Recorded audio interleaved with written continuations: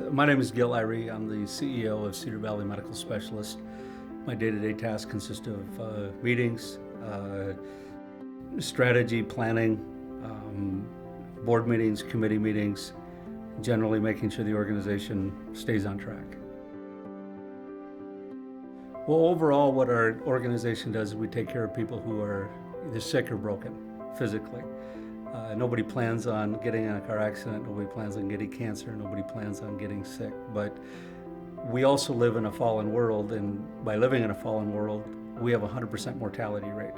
So part of what we try to do is work with people as obviously they're struggling through their physical challenges as it relates to health. You can't separate that from the spiritual side, but one of the difficulties becomes in a secular organization where there is a spiritual element to everything that is going on is how do you blend the two? There's an awful lot of what we do that's out of our control, and you literally cannot do anything about that. So you better have something greater than yourself to help you get through some of those times where you just don't have an answer, you don't have a solution. A very wise mentor of mine, probably 30 years ago, gave me a little prayer that I pray every single morning. And I've prayed that prayer literally for 30 years. And I pray that prayer before my feet hit the floor. And it's, dear Lord, put in front of me those you want me to add value to today. And by doing that, it gets my human antenna up, and it puts me in a servant role in almost every single situation. We had a couple of pretty significant successes, and it would be very easy to say, look what I did, look at how this turned out.